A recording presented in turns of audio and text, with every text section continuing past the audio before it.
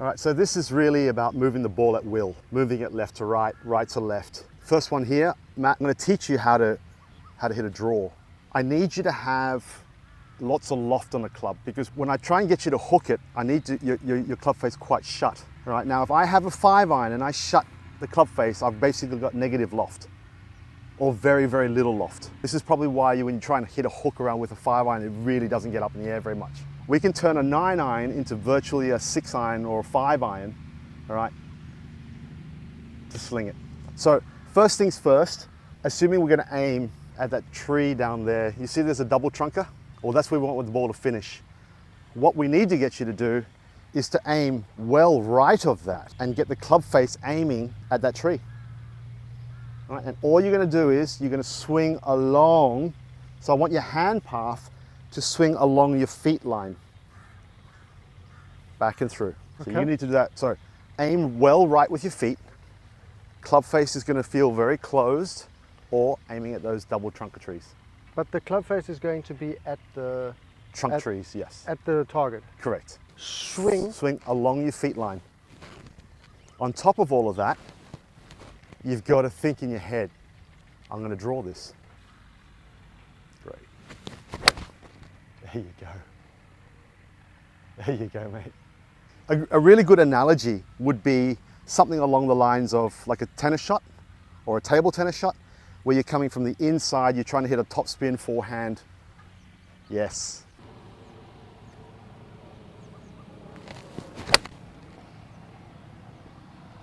See, that one, I tried not to exaggerate the feet so much, right? Yeah. Yeah. I tried not to. Yeah. To see what happens. Yes, yes. And it's just a smaller draw. A smaller draw. Yes. So the severity of both those variables, correct, can change the severity. 100%. And if you can keep a constant with your club face and then move your feet accordingly, that changes your gearing effect, right? The amount of. Let's get the club face consistent to the target. Take your grip. Don't change your club face, and you can move your feet stance according. Swing your hand line and your club head line in line with your feet. So that's just going to create or promote a draw feel. This is learning how to hit an intentional fade or a cut.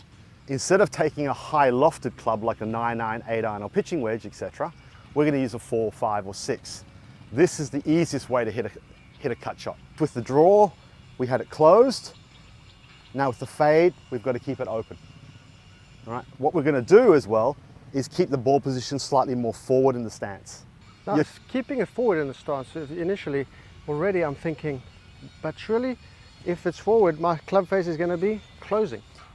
You've got to learn to hold it off. So you've got to think and manipulate your fade rather than the opposite way, which is your topspin forehand. You're going to go exactly opposite.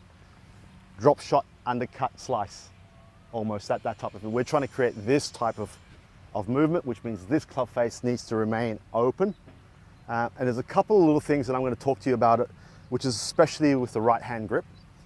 We can really promote a cut fade shot by getting your hand or your right hand right on top of the club like a butterfly.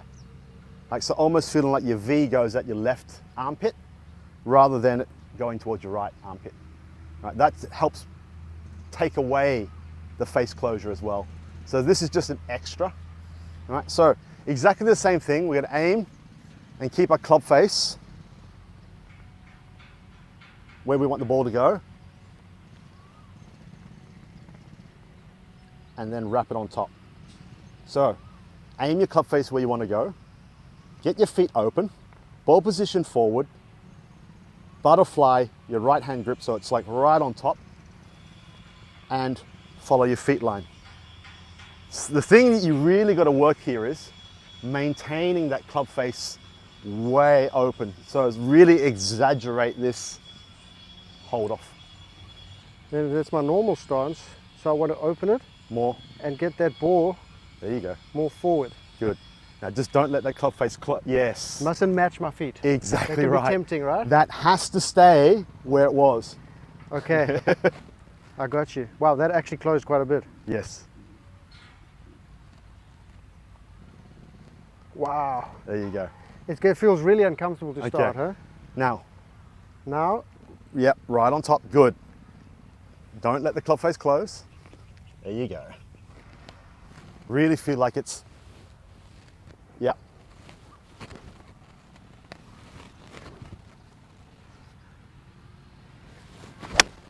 There you go. Great. Now the amount. The biggest thing that I see is everyone is trying to hit it straight. Play with the shape. When you understand how to hit one shape and two shapes, you'll understand how to hit it straighter. Straighter.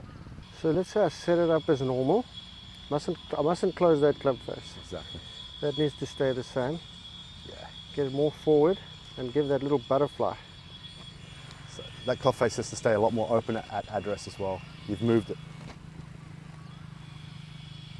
How's that?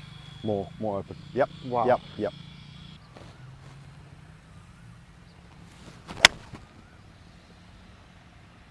There's your movement in the air. Yeah. You know, there's a lot of trial and error here. You've got to get comfortable with, you know, with this different movement, this different aim.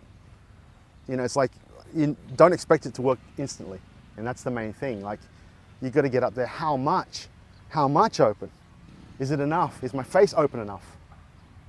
You know, and really exaggerate this feel with the club face way open.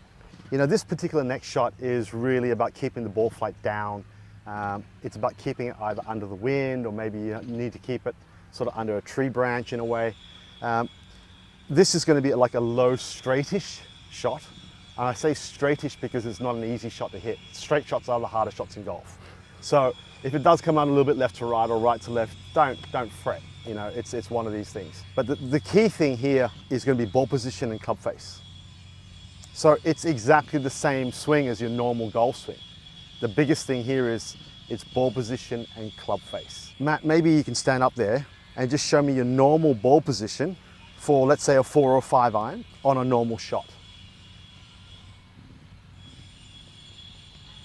Okay, now, first things what we can do is I can put that ball position nothing less than center of the stance. Maybe just a touch more. Great. Now this will need your club face a little more open. Yes. So if we were looking at it from a clock point of view, maybe from 12, 1 or 2. And you're going to have a little bit more left aimed, which is actually pretty close. Just aim a little bit more left if you can. Great. With a little bit more open face. There you go. And I just need you to finish low.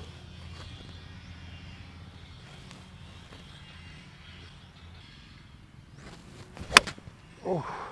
Okay, one more. This is one of those shots that I struggle with, because now what you've said is so counterintuitive to me. Mm-hmm. Whereas I would think you've got to shut that face down. Mm-hmm.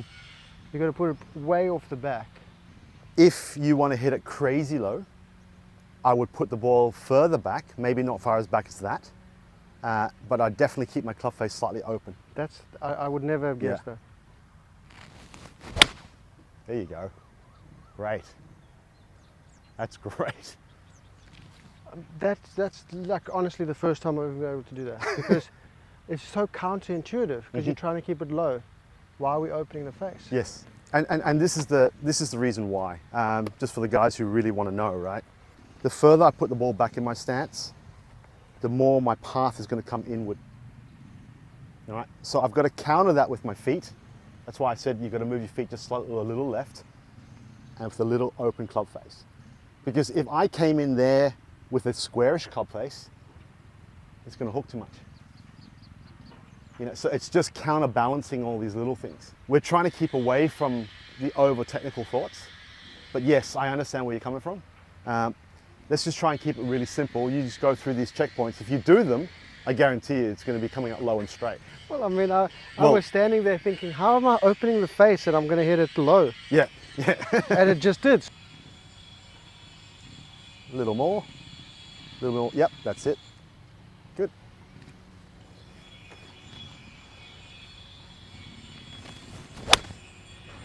Awesome. So a little on the left side, that's club face. A little So more open. yeah, just a little bit more open, and where we've been started much more online. I mean, that's mint, isn't it? That was me just opening a little bit more. One question I have, when I'm manipulating that club face, particularly open, closed as well, but let's say we're standing there and that's our target, and we want to just open it a bit. Do we grip it while it's open, or do we twist it open? No, we open the face and then grip it. So you open it first and then grip the club? Yeah. So it's not just manipulating with your hands and wrists like that? No. So just to recap of the key points here, get your club face open, 1 o'clock to 2 o'clock. Set the club face down to where you want it to aim. Take your normal stance, move it back towards center back. Swing across your natural lines and think low. You're not finishing high. You don't want the ball to go high. You're thinking finish low. How to hit the high shot. This is going to be a higher straight shot. All I need to do is you take exactly the same stance as you would a normal shot. Exactly the same stance. All right. Only differences you're going to have is having the ball more forward towards your left heel. All right, so we've got a 7-iron here.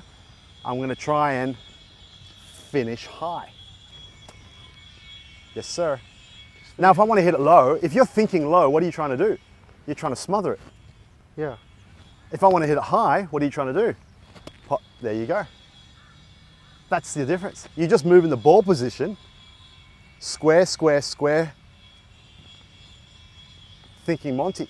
Right, so this is my normal 7-iron here. Yes, sir. Now I want to just shuffle over. There you go. That much? Yes. And the feeling is? Hit up on it. Good. So I've equated that one. That's fine.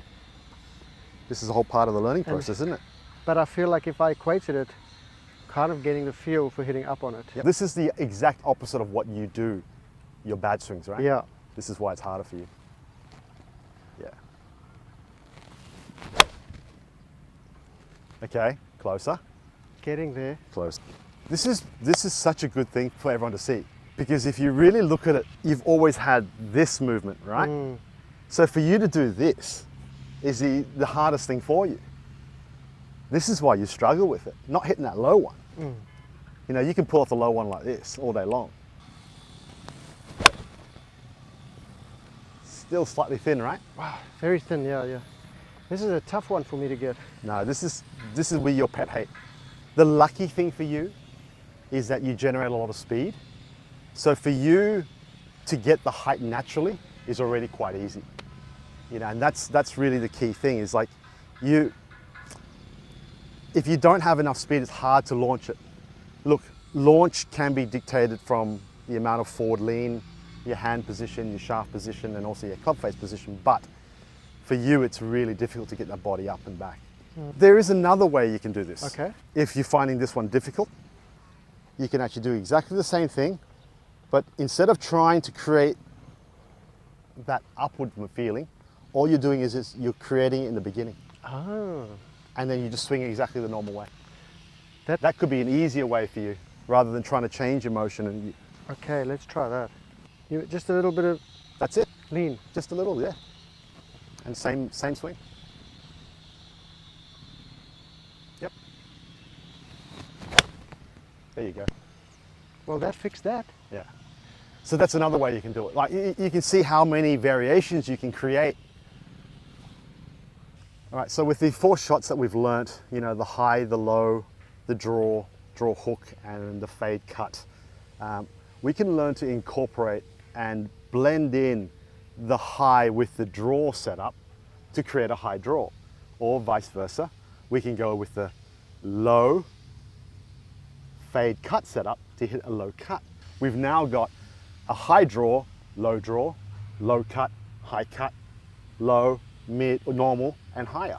You know, so you've got virtually all the shots you're ever going to need within these 4 things that we've actually just covered. How do we get into the one that gives us the high draw? Okay, so ball position more forward. Okay. You're still aiming right with your feet. So you're aiming your club face first, remember? You're talking about a higher draw? Higher ball, draw. Ball position a little bit more forward? Great. And the same concept. 100%? So I've just changed the ball position. Yes, sir. Oh, wow. Okay. That's quite a lot of draw. Yeah. And quite high. I mean, compared to your other one, right? Yeah, it's much higher. Exactly right. And Other this one is the comes ball out- position change. Correct. Comes out real low. Yes. And Yes. it moves big, but I can see when that thing lands, it's going to. Correct. Correct. So you won't need as much. I mean, we're hitting a high draw or high hook? Oh. Okay, so what's the difference in high draw, high hook? So the hook, you'll be more right, and a higher draw, you'd be less right. You'd still be right, but just you're going to tone it back a bit. So ball position, stance. Yes, sir. Okay, so that's why That's why you hit the hook it's before. a very big hook. So let me just have a look at this. So we start at square, Mm-hmm.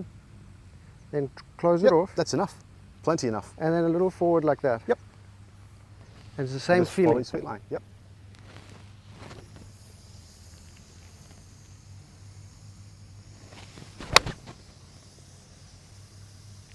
Oh, that's a completely different ball flight. Right, so that's a higher. Yeah. Yeah, and look, it should be quite clean. This is not a shot you'll be taking divots with. Oh, really? Yes, this would be very, very normal for that draw. You notice when you hit that lower shot or that left shot, you see how much more divot you got? Yeah.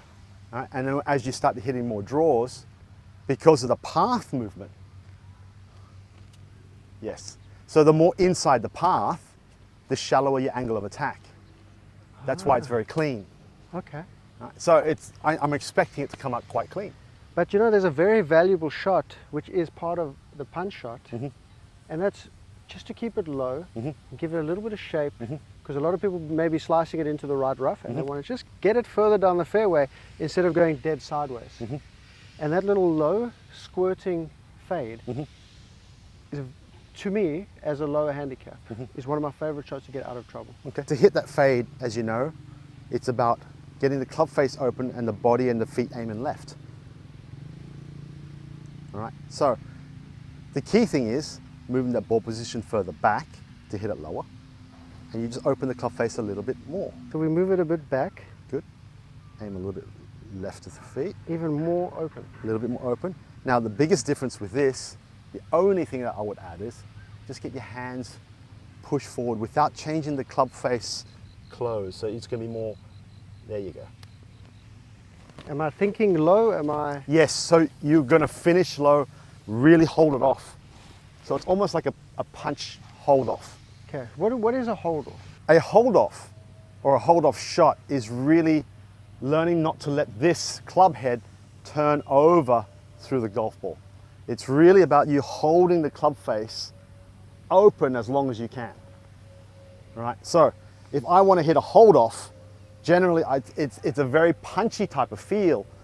It's a solid half, 3/4, and really holding it off.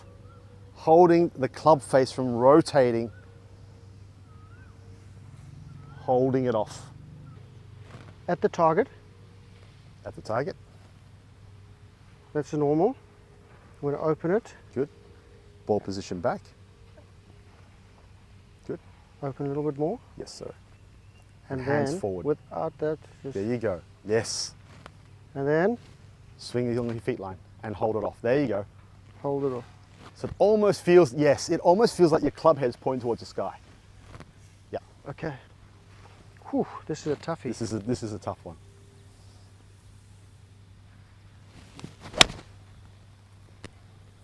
There you go. Well, it's certainly faded. I see what you mean about more divot on your fades. So that's normal, because I always 100%. used to go, wow, so much divot. And then No. when I hit the draws, I catch them finish, and I go, ooh, a bit thin. Yeah, no, that's A-okay. Okay. A-okay. That's the one. There you go. Wow. Do you play that differently? I wouldn't say differently. I just didn't know how to explain it. Okay. So I do basically the same thing. I just wouldn't open the face as much as that with Yeah. my hands far forward. It would be off the back, because I know that to hit it lower, but it would definitely not look like that. Mm-hmm. It would just be like that, and then my action would be more across it. But you can get the occasional snag, pull straight 100%, left. 100%, Yeah, that's why. 100%. So this is the fail safe. Yes. Instead of that pull Yes. left. And the major reason, when you've got your ball back, remember the path always changes? Mm-hmm.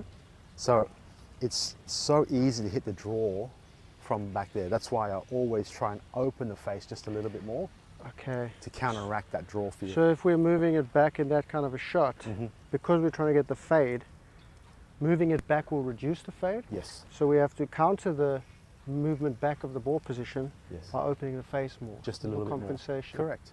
It's basically a zero-sum game you're trying to create. Yes. It's exactly it. It's just neutralizing things. Okay. I think that's beautiful. Fuck me. That's a great fucking fade, that.